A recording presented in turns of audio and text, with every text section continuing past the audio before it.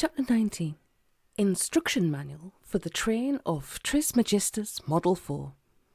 You lucky being! You are now the proud owner of a train of Trismegistus Model 4, the very latest in deviant extermination systems, featuring 1. Forbidden Zone to Outer World modes, 2. Fully armoured attack, search and destroy capabilities, 3. Onboard tennis ball with nails stuck in the top assisted memory, 4. Holographic Dayglow decals, 5. Free Station Master's cap, and 6. And flag. The Trismegistus Train Company hope that the Model 4 will give you many happy hours of use. Our salesman, Wally, has no doubt informed you that this model is a last resort option, and as such, the company can accept no responsibility for its bad language, unpredictable behaviour, or radical course of action. The Model 4 replaces the Model 3, squirt flower and smiley face on front, whilst retaining the ever-popular exploding handbag, whoopee cushion, and bad boy princey fake doggy-doo accessories. To these have been added the total destruction of anything that stands in its way facility and the scorched earth policy. Please note, these come as standard and are not optional. The train of Trismegistus will get the job done. To operate. To get the very best from your Model 4, please follow the following to the letter. Please note, the Model 4 comes fully assembled and does not take kindly to having unqualified persons tinkering about with it. Do not engage it in conversation. Do not attempt to open the little box on the side which has the words Extreme Hazard. Don't even think about opening, printed in huge red letters on it. Stoke up the boiler with the piece of coal and match provided. Place photograph of deviant in slot A. If you do not have a photograph, then jot down a few details on a postcard instead. Approximate height, colour of eyes, skin and hair, age, sex, clothing favoured, things of that nature. Anything you feel might help the Model 4 get some idea of exactly who it's supposed to be wiping out. It will then systematically list off anyone even vaguely resembling the subject's sword. Open door to outer world. Don Station Master's cap. Press start button and retire to safe distance, waving flag. Close door to outer world upon train's departure and keep it shut if you know what's good for you. Please note, if scale of ensuing carnage exceeds acceptable norm, i.e. total extinction of dominant planetary species, contact the Trismegistus Train Company at once. We will be pleased to sympathise deeply, while stressing in no uncertain terms that it is no responsibility of ours. Arthur Kobold shuddered. He closed the instruction manual, wiped cream from its cover, and consigned it to the waste paper basket. It was no responsibility of his either, he considered. All he had needed was a little more time, and the whole operation would have been concluded in a civilized fashion. He didn't hold with the total extinction of a dominant planetary species, even if that species was not his own. Sucking ruefully upon a creamy thumb, Arthur Kobold began to pace up and down in his office. In the front room of 23 Moby Dick Terrace, the Campbell was doing some pacing of his own. He had listened for what now seemed to him an eternity, whilst the mother spun tales which would have had Havelock Ellis, Kraft Ebing, or even the now legendary Magnus Hirschfeld himself wilting under the assault. If there was any conceivable form of sexual deviation, gross depravity, or outlandish perversion abroad on this planet, then this woman had watched it, full frontal, red in tooth and claw, while stopping off somewhere for a small sweet cherry, during some charabanc outing, package tour, or trip round the bay. And if there was any end to it, none seemed to be in sight. And then the headsman asked if we'd ever watched an elephant being circumcised, the mother went on. Have you ever watched that, by the way? No, said the Campbell, continuing to pace. No. In the back garden, penned within the circular confines of the magic wall, the daddy also paced. The ARP helmet was off, the shirt sleeves were in the rolled position. The piercing that the daddy went in for was made precarious by nature of the many blunt and discarded garden tools which lay scattered about him. Many a chum had been ground down during an afternoon of fruitless assault on the magic wall, and many also were the words of profanity that the no longer merry fellow had offered up, to be taken as they came by the deity of his choice. The daddy fumed as he paced, and paced as he cursed, but he didn't seem to be getting anywhere just at the moment. Cornelius Murphy didn't seem to be getting anywhere either. The Cadillac Eldorado was all snarled up in the rush hour. There was a time when London had 2 rush hours, one in the morning and one in the evening. Then a very wise man, whom no one can remember the name of, had a very wise idea. He invented flexi time, which meant that workers could stagger their working hours and avoid the rush hours if they wished to. And so they all did, and now London was a rush hour all day long. "Get out of the way!" Cornelius meeped the horn, rose from his seat and made fists at the car in front. It was a black cab. The driver ignored him. "Have patience," Tuppe advised.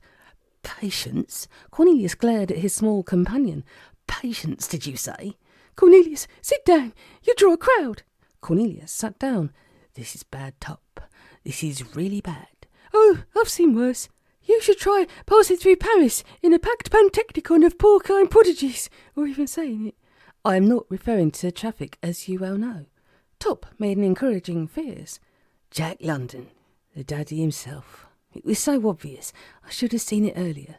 "Oh, come on." Tuppe dispensed with the encouraging face. He'd stick with the anxious one. "It could have been anyone. London is a very large place." "But the world we inhabit is not. Everything so far has been a coincidence of one kind or another. We have been led along by coincidence and design. Give me the map. Let me show you." Tuppe fumbled in the glove compartment. "Here you go." Cornelius took the map. "Now give me a biro." Tuppe fumbled in his pockets. "I know I have one. I picked one up in the auction room. No, I lost that one, but I found another in Holiday Inn. Where did I put that? No, I don't seem to have one at the moment. Wherever I'll go to." Cornelius raised an eyebrow and dug in his own top pocket. Here he found his pencil. He licked the point. "Now look at this." He spread the map across the ample dashboard. "Our epic journey takes us from my house to King's Cross, up and around here to Edinburgh, across to Shillanagee, back to Edinburgh for a visit to the police station, back to Shillanagee, down to Milk and Moloch, which for some reason doesn't appear to be on this map, but must be around here." Cornelius sketched in the route with his pencil. "From there we go to Crumquirk, where we acquire this car, then to the Holiday Inn, North Ameshead. You are following this?" Tuppe nodded. "I am." "Good." Cornelius sketched on. "Then, by a curious route, we reach the monastery. Then we come all the way down to Penge, and we are currently travelling, I use the word in its loosest sense, right across here and back home." He held the map towards Tuppe. "Now what does that look like to you?" Tuppe studied the pencil work. "It looks somewhat like a deformed rocket ship, or possibly a hunchback cigar." "Not quite." Cornelius snatched back the map. "We stopped at other places along the way, for food, petrol, visits to the toilet." "I only have a tiny bladder. It's not my fault." "Never mind. We stopped here, here, here." Cornelius drew circles. "Here, here I think, here I am sure." "And there," Tuppe pointed. "You had to get out there, I remember." "All right, there too." Cornelius circled it in. "Now, what do you see?" Tuppe gave the map another looking over. "It's a what's-her-name, one of those things you blow, except it's got too many holes." "It's a reinvented ocarina," said Cornelius Murphy.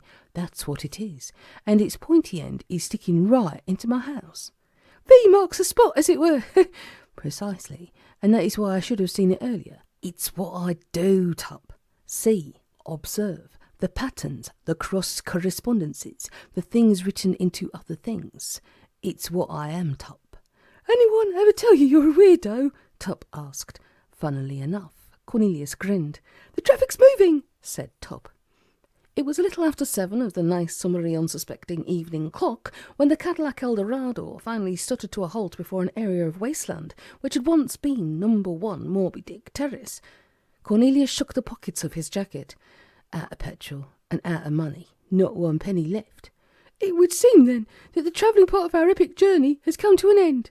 Cornelius agreed that it probably did, which also means a really exciting climax will not be far away. Cornelius agreed on this also. "Which could be why I need the toilet rather badly." Cornelius thought this more than likely. "You know, he's probably already in there, don't you?" "The Campbell." Cornelius sniffed the air. Certain subtle orders drifted to him. Others steadfastly refused to do so. "He's in there." "Then I'll have to find a bush to go behind before we do anything else. The Campbell gives me the He doesn't exactly brighten up my day." Cornelius wondered where lay the nearest and stoutest of sticks. He was very concerned for the safety of his parents, Murphys, Londons, or whatever they turned out to be. This Campbell, what is he, Cornelius? A would-be student of the reinvented ocarina would be my guess. Do you have a plan, by any chance? Do I have a plan? Cornelius managed a nod and a wink. Do I have a plan? Well, do you? Well, the daddy had given up on the piercing. Now he sat in the doorway of his shed, smoking his pipe and discussing the sad decline of popular music with his chums. I can't help feeling responsible, the old one told his tools. If I hadn't tampered with that karaoke machine, the Beatles would never have had to split up. I just took the front off to give it a clean, and this small screw fell out. I never dug the Beatles myself, said the trowel. Dug 'em, get it? The daddy didn't. Whatever happened to Reg Prisley? Asked a couple of unemployed drugs. The daddy shrugged. I'm more of a Philip Glass man myself, announced the shed window. Rap! Went the hammer. Listen, I appreciate the gesture, chaps, said the daddy, but I'm afraid it isn't helping matters. Oscar around my fondness for Dean Martin, then, chuckled the screwdriver. Hang about, cried the hosepipe, a Tom Jones fan. The day may yet be saved. Here comes the sun. Do, went a passing beetle. What about reference to Pink Floyd, then? Unaware of what lay in store for him, Cornelius Murphy shinned over the wall. Ah, said he, viewing with interest the spectacle of his father, seated in a kind of smoky glass dome at the bottom of the garden. Daddy? Cornelius, my own dear boy. Murphy Senior arose and smote the magical wall. The dull chime, like a dreary bell, rang out once more. Mike Oldfield, said the dibber. The secret is in knowing when to stop, said the daddy. Cornelius, fruit of my passion for your sweet mother. Cornelius, release me from this devilish entrapment. If you have an ounce of common decency in your fine young body. Cornelius approached the man in the magical prison. I have a delivery outside for you, Mr. London, he said. Oh dear, oh woe! Arthur Kobold let up on the piercing. He studied his pocket watch and glanced down at the telephone. Once the train was set in motion, there was no telling what might happen. But it was bound to be something terrible. If he, Arthur Kobold, was to do anything, then now was the time, and he'd better be doing it. Arthur gnawed upon his knuckle. He would dearly have preferred cake. Oh dear, oh woe! The mother ceased her latest fascinating monologue. Would you look at the time already? You must be craving for your supper, Mr. Kobold. I just pop into the kitchen and rustle you something up, and have a cup of tea, perhaps. I've a bag drying on the windowsill. Still has a bit of life in it, I'll bet. The Campbell dispensed with further piercing. Pop out to the kitchen. No, I don't think that'd be a good idea. Tell me some more about how you learned head-strinking from those natives in Papua. Well, they slit open the back of the head, you see, from the nape of the neck to the crown, and then prise out the skull. There's a knack to it, but I soon got it right. You know, you look a little off colour, Mr. Kobold. What with all those lumps beginning to sprout out of your head and everything, are you sure you won't reconsider the tea? Oh dear, oh woe. Cornelius, release your daddy and find favour in his eyes for ever. Cornelius approached the trapped fellow and ran his fingers lightly across the invisible barrier. How is this done? He asked. The powers of darkness, my boy. Those demonic fellows, eh? Well, it looks like you're done for then. Cornelius turned to take his leave. No, wait, where do you think you're going? To save the mother, of course. Then help me out. I'll give you a hand. Cornelius grinned at his father. There is one thing you could do. Anything, thou chip of the old block. Tell me where you've hidden the ocarina. Oh no, not that. The daddy covered his face. That indeed. I want it, and I want it now. Cornelius, no. You don't have all the papers yet. I expect the ones I lack are hidden within the ocarina. Where did you say that was, by the way? I can't tell you. Then I'll just have to leave you here. Sorry, Mr. London. No, wait, Cornelius. I can explain everything. About the ocarina and Jack London. Everything. Just apply yourself and get me out of here. You promise? I do. Cross my aching heart. The daddy did so. Don't trust the old bastard, muttered the wheelbarrow. Shut up, you. The daddy flapped his heart-crosser at the two-handed traitor. Who are you telling to shut up? Not you, my boy. Perish the thought. Come on now, apply your ingenuity. Cornelius shook his head. I think not. What? But the ocarina. You'd best stay here. After all, if your own wheelbarrow doesn't trust you, I don't see why I should. Cornelius! Wait! The daddy biffed upon the invisible wall. Bong, bong, bong, it went. And bing bong went the front doorbell of 23 Moby Dick Terrace. A caller, said the mother. Now I wonder who that can be. It's a bit early in the year for the dustman. Allow me to answer it, dear lady. It might be Cornelius. I'd like to surprise him. Cornelius has his own key. Just sit down. I'll go. Then I'll go with you. The Campbell smiled sweetly. No, it's quite all right. The mother smiled also. I really must insist. The Campbell stopped smiling. The mother didn't. She said, I expect it's little Tuppe come to use the toilet. Cornelius probably went round the back. He's not going to be very pleased when he sees what you've done to my husband. What of this? The Campbell stiffened. What do you mean? You know exactly what I mean, Mr. Deviant Lumpy Head. Oh-ho! The lumpy-headed one took off his spectacles and tucked them into the sharp top pocket of his sharp grey suit. I thought I had the right address in more ways than one. This bodes ill for you, I fear. He snapped his fingers and fire branched once more between them.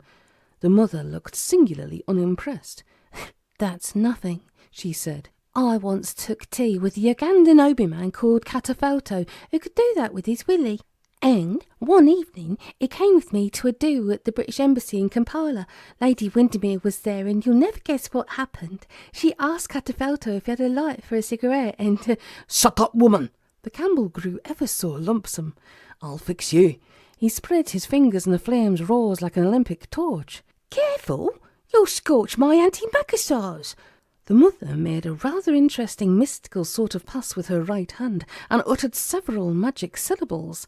A sizable payload of old fish cuttings materialised. It swung forwards, crossed the room, and caught the Campbell squarely in the gob. It extinguished the flames. What? Hey! Bah! Went the Campbell, floundering in foul-smelling confusion.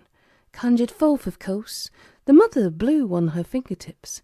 Mr. Cataphoto taught me. Bit like riding a bike, really. Once you've tried it without the saddle, you never forget how the bell works. The Campbell staggered to his feet.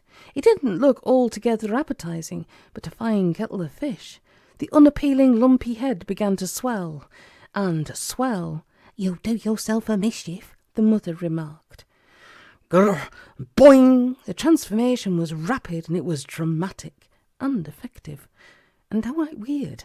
The Campbell changed into a great spinning multicoloured ball. This hovered motionless in the air for a brief moment, and then began to bounce about the room, rapidly and violently. The mother ducked nimbly as the now spherical deviant bowled over her head and slammed into the fireplace wall, mincing the mantel clock, scattering Spanish dancer dolls and frattering the framed photo of the Queen Mum. God bless her! And then it was up and down and here and there and all about, again and again and again and again. Floorboards gave, ceiling plaster showered, furniture pulverised, crash, bang and wallop. Golly! Tuppe peeped in through the letter flap. Golly indeed. Cornelius, who had been creeping from the kitchen, suitably stout stick in hand, jumped back as the front parlour door burst from its hinges and splintered into the passage. Oh dear! Oh woe! Went the mother. Oh! And then suddenly there was silence. Cornelius stood in the passage, stout stick in an unsteady hand, breath held. Tuppe scaled the front door and let himself in with the tall boy's key. Cornelius pressed a finger to his lips, and then took a furtive shufty into the front parlour. There wasn't anything he recognised, although dust fogged up the air. The scale of the devastation was clear enough to see. The room was utterly destroyed. The plaster was gone from the walls and ceiling. A great hole yawned in the dividing wall to the back parlour. Every stick of furniture was now a shredded memory. All that remained intact were the front windows, untouched, their nets and chintzy curtains totally unscathed. Cunning, thought Cornelius. Hello? Mum? He stepped through the doorway and onto the rubble. Floorboards groaned ominously. I wouldn't if I were you, they whispered. Cornelius stepped back. Is anybody there? I'm here. The voice came softly at his ear. Cornelius jerked around, wielding his stick. Put it down. The Campbell emerged from the back parlour, looking like his old charming self once more. He hauled out a dust-besmirched woman and put the muzzle of his gun to her head, the way only really bad baddies do. Put it down, or I'll shoot this loquacious harridan, and I'm not kidding around." "Hello, dear." The mother waggled her fingers at Cornelius. Cornelius let the stick fall from his fingers. "Let her go, Campbell. I have what you want. You haven't, but I'll wager your father does. Shall we call him in and find out, do you think?" "Oi, you."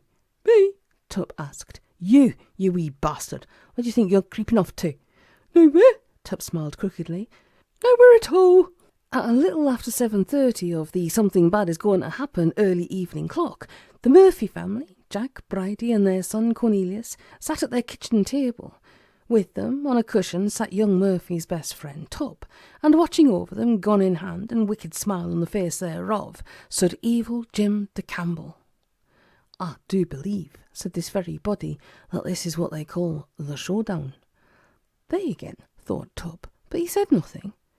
The Campbell turned an evil eye upon the daddy. "The ocarina. Give it to me at once." "What's so important about this freaking ocarina?" Tuppe whispered to Cornelius.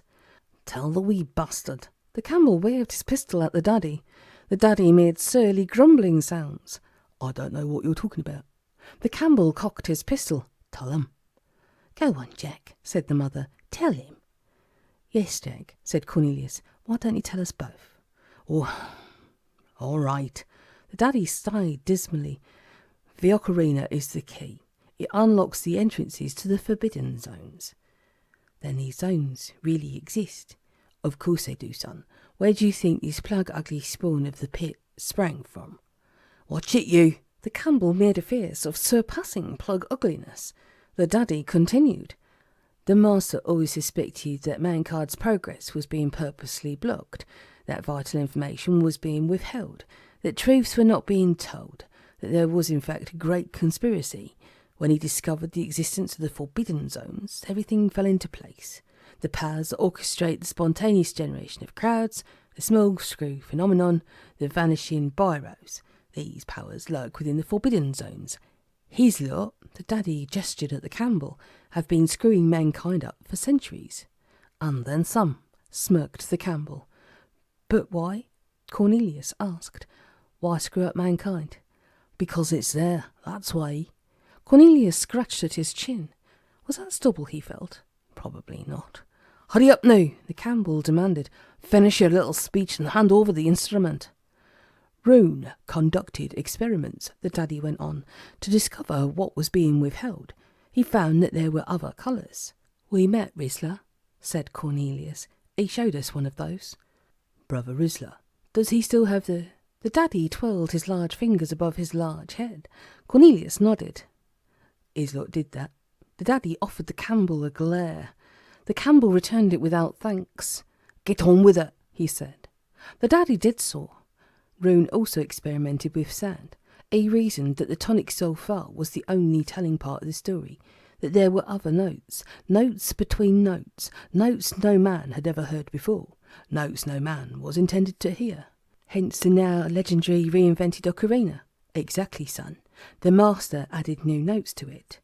And to cut a dull story short, the Campbell broke in, Rune also discovered why these particular notes were kept from mankind, because of their vibrations. When the notes are played, their vibrations open the doors from this world to the one that lies within the forbidden zones. So now you know. Give me the ocarina, Mr. Murphy. "Hold on," said Cornelius. "Not so fast. I'm missing something here. If you come from one of these forbidden zones, what do you need the ocarina for?" "Because he can't get back without it," the daddy explained. "He's an escaped criminal, escaped from the inside, a dangerous deviant." "That's me," said the Campbell. Cornelius was still baffled. "But if you've escaped from captivity inside, what do you want to go back in for? To give yourself up?" "Give myself up?" The Campbell shook with laughter. "Shite no, I want to rob the bastards. There's a fortune in there. The crook at the end of the rainbow, 1,000,000 mislaid diamonds, ancient treasure, more biros, umbrellas and yellow-handled screwdrivers than you could use in 100 lifetimes. There's gold in them there zones." "So whoever has the ocarina holds the key to boundless wealth?" "That's it. All you have to do is whistle." "But surely the entrances are guarded." "Against who? Rune was the only man to believe that the zones really exist, the only man to hold the key, and now he's—" "Dead?" Cornelius asked, or trapped inside, perhaps.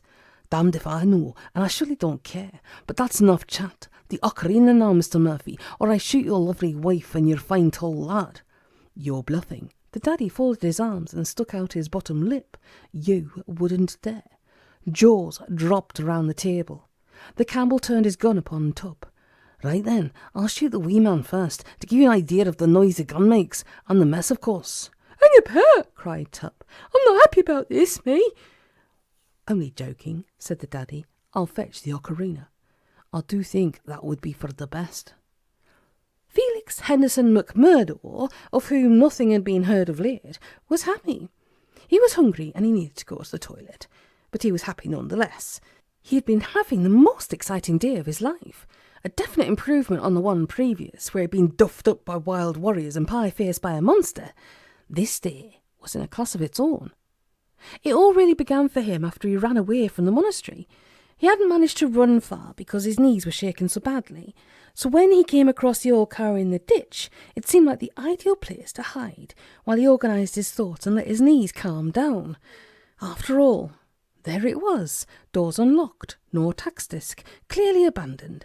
Anyone could have made the same mistake. Anyone would have said, "Here is a capped-out all-black VW all covered in spikes that no one wants anymore." Felix did, and in no time at all he had fallen asleep in the back of it.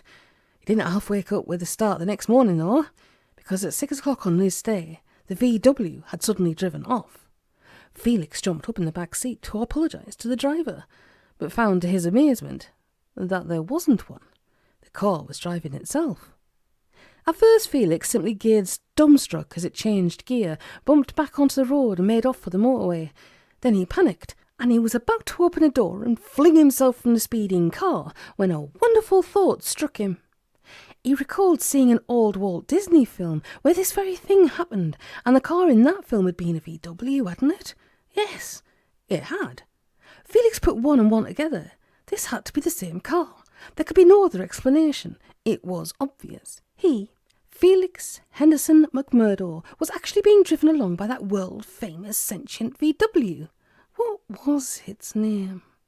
He racked his brains. It was right on the tip of its tongue. Herpes! That was it! Brilliant, said Felix. This is just brilliant. And so he began chatting, to be friendly, build up a rapport, things of that nature. He told Herpes all about himself, leaving out the more dismal parts, and asked what the car had been up to since it left Walt Disney. But Herpes didn't answer. It was clear, though, that he'd fallen on hard times, typical of Hollywood, thought Felix. One day you're up in lights, and the next down in the gutter. He gave the empty driver's seat a comforting pat. He understood. And Herpes rushed on. He was clearly on some important mission. Perhaps he had an audition or something. Whatever it was, he was not prepared to stop for anything. Felix broached the matter of breakfast and how he needed to visit the toilet, but Herpes just rushed on. The first real shock of the day came when the VW suddenly swept up behind a very familiar-looking electric blue Cadillac and tried to run it off the motorway. The second came a little later. Felix had been crossing and recrossing his legs for an hour and found he could contain himself no longer. So he opened a rear window, unzipped and took careful aim through the gap. Had he been less pressed, he would have probably checked the driving mirror first, but he wasn't, so he did not. The police motorcyclist, who was coming up behind, caught Felix's outpourings full in the face, and he wasn't pleased. He switched on his siren and made it quite clear that pulling over was the order of the day. But Herpes just rushed on. Colleagues of the damp policeman soon fell into pursuit, but Herpes outran them all. The first police roadblock was somewhere near Banbury. Herpes ran through that as if it was nothing at all. Felix was really impressed. He received only the barest minimum of brainstem snapping whiplash. Somewhere north of Long Crendon, on the B4011, the Buckinghamshire Constabulary imaginatively employed the use of 2 bulldozers to close a road. Felix recalled another film he'd once seen. It was called Vanishing Point, and he shut his eyes very tightly indeed. But the big bang never came. Herpes simply leapt right over the bulldozers and rushed on. Felix clapped his hands, then he rubbed his head. It was only minor concussion. The double vision would soon pass. But this really was exciting, just like the movies. London proved to be exciting too. Felix had never been there before, and he saw a lot of the sights, and he got a good view, what with herpes driving over the roofs of all those cars that were stuck in the rush hour. The police helicopter had spotted that. Felix watched it swoop and hover. He was still watching it when herpes suddenly screeched to a halt. Get out and your hands up! The police chief, through loud hailer voice, echoed in the kitchen of 23 Moby Dick Terrace. Nice try. The Campbell fixed Tuppe with a bitter eye. But I never, honest. Would you like me to call you a cab? Cornelius asked the Campbell. If you think that'll get a laugh, it's a very old gag. That's not what I meant. I know what you meant. The Campbell perused his combat watch. I came here under my own steam. He made an obscene gliding motion with his gun-toting hand. Very fast, but tiring. I have summoned transport in the shape of my VW, in which to make my departure. It will be here now, so I shall say ta-ta. He patted a bulging pocket, which now contained the reinvented ocarina. I doubt we'll meet again, but I'll be around. You probably won't recognise me, of course. But if you look out for that fabulously wealthy independent candidate whose party sweeps to power in the next general election, you'll know the form. Today, Westminster. Tomorrow, the world. Find, said the daddy. Quite so. Bye now. The Campbell backed from the kitchen. Don't forget to register your vote, by the way.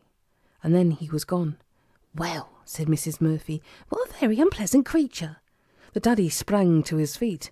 Up and after him, Cornelius, he cried. Do your stuff. My stuff? Cornelius gazed lip at the big fellow. And exactly what sort of stuff would that be? The Campbell ran out of the front door and across the road towards a spiky VW, and suddenly found himself caught in the searchlight of the hovering helicopter, which seemed a bit unnecessary, considering how it was still such a nice bright summer's evening. The wail of sirens reached the Campbell's ears. Police cars were lurching over the waste ground from all directions. Shite, said the Campbell, but no matter. He patted his bulging pocket. Plenty of places to hide out. Your stuff, went the daddy once more. Your epic stuff. Oh, that stuff. Cornelius glanced down the passage and through the open front door. He saw the black VW and the scurrying hindquarters of the Campbell. He could hear the rest. There seems to be a considerable police presence. A helicopter and everything by the sounds of it. Best leave the Campbell to the boys in blue, I'm thinking. No. The daddy flapped his big red hands about. They won't stop him. He'll get away. Come on, Cornelius. Come on.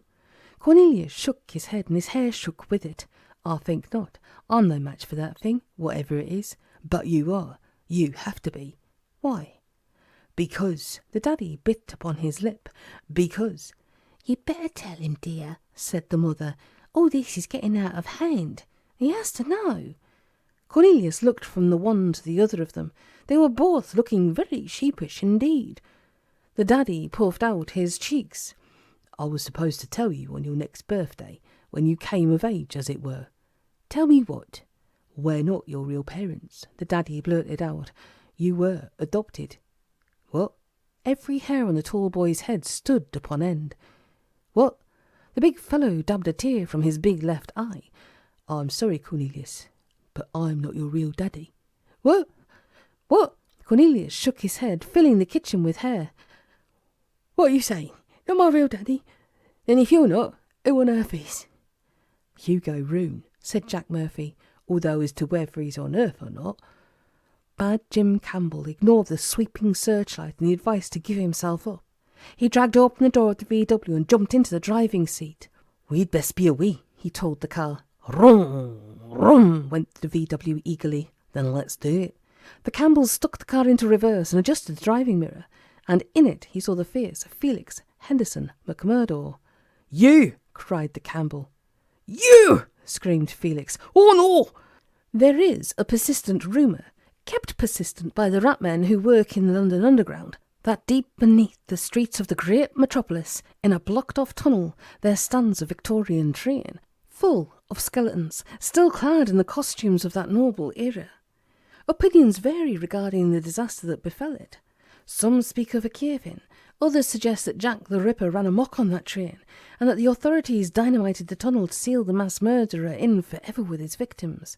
There are others still, and these are wild-eyed fellows for the most part, who turn up around closing time and whisper words of warning into the ears of patrons who would rather not be hearing them, that the line the train travelled upon passed through a certain area where two worlds meet, and that the train was literally swallowed up.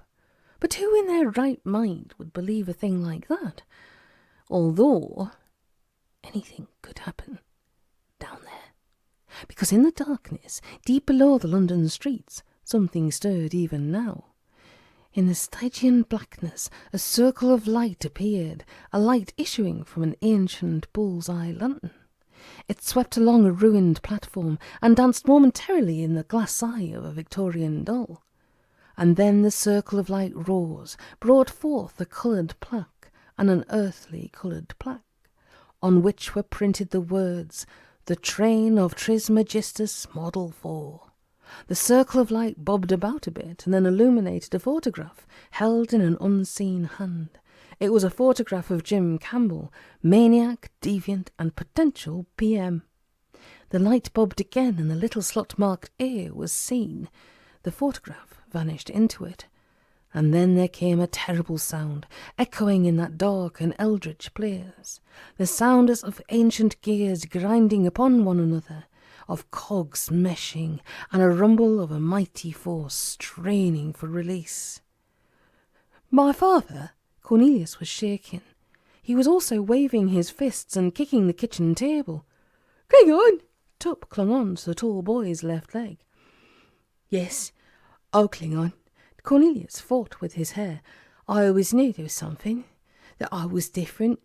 "You are," said the adoptive daddy. "You are the stuff of epics, just like your father. You must continue with his work. You weren't supposed to know about it yet, but with the coming of the deviant and everything, you have to stop him, Cornelius. Only you can." "Only me?" "Only you," said Arthur Kobold from the kitchen door. "Go after the deviant, Cornelius. Destroy him." "I can't." "Of course you can." "Oh no, I can't." "Oh yes, you can." They all went. "I can't. The Cadillac is out of petrol." "Cadillac?" the daddy asked. 1958, said Tuppe. "Electric blue paint job, electric blue upholstery." "Wireless set that always plays Max Bygraves?" "That's the fellow. How did you know?" "Because it's my car. I bought it for Cornelius for his birthday. My pal Mike was restoring it for me. Well, trying to fix the wireless anyhow." "There goes your birthday surprise," said Tuppe. Cornelius had nothing to say. "Are you sure it's out of petrol?" the daddy asked. "You did try switching to reserve tank, didn't you?" The Campbell revved the engine of his particular motor car. "I'm getting out of here," he told Felix, "and you're in big trouble, by the way." Felix covered his face. "Not the pay," he begged. "Anything but the pay." The Campbell considered all the police cars. They were now parked in nice, neat rows at either end of the foreshortened terrace. Men in body armour were climbing out of vans. They were carrying guns. "Stuff this," said the Campbell. There was almost as much activity going on inside number 23 as there was outside. The daddy was rummaging through kitchen drawers in search of something important. The mother was flattening down the tall boy's hair so he'd look his best for his epic confrontation. Tuppe was a bit stuck for something useful to do, so he just got in everybody's way. "You'll need this." Arthur Kobold pressed a velvet bag into the epic lad's hand. "What is it?" Cornelius asked. "A very special gun. It will kill him." Cornelius looked very doubtful indeed. "I'm not an assassin, you know." "There'd be a very large bonus." "No, a bounty hunter." "But you are a human being. The Campbell isn't. Take the gun." Cornelius pocketed the bag. "Found it," cried Mr. Murphy, hoisting a grubby old book into view. "Come on." There followed a lot of rushing and getting stuck in the kitchen doorway and cursing and pushing and general bad behaviour. "Hurry, hurry," went Arthur Kobold. "He's getting away." And the Campbell was. Herpes meeped his horn, tyres spun on the asphalt, and he was off. Felix ducked his head once more as the VW shot towards the nearest police barricade, gave a mighty leap and plunged on the other side. Policemen ducked their heads and shook their fists. Some of the men in body armour fired their guns, and then there was a lot of rushing and getting stuck in the doors of cars and cursing and pushing and general bad behaviour. Police cars swerved, bumped into one another, spun around and set off in hot pursuit of the Campbell. Jack Murphy admired the Cadillac. The front bumpers scratched, he observed. "The deviant," said Tuppe. "Wait till you see what he's done to your front parlour." "Bastard. My feelings entirely." Cornelius was climbing into the Eldorado, where is the switch for the reserve tank. Jack reached in and gave it a flick. "Just there. We'll bump start you. You'll need this." He handed Cornelius a grubby old book. "What is it?" "Your real daddy's A to Z. All the locations of the forbidden zones in London are marked on it. The deviant will surely run on to the nearest. He'll want to lose the police first, of course. Perhaps when he arrives at his destination, it might be nice if you're already there waiting for him." Cornelius grinned. "What a good idea. Thanks, Dad." Arthur Kobold lifted Tuppe into the car. Cornelius passed the A to Z to the weenie man. "You are the navigator once more. Which way do we go?" Tuppe leafed through the grubby old book. "Blimey," said he, "there's entrances every which way, but not many in this neck of the woods by the look of it." Jack Murphy, his wife, and Mr. Arthur Kobold put their combined weight to the Cadillac and began to push. "Oh!" went Tuppe, just as the engine caught. "Just the one, and it's pretty close, right on the top of Star Hill."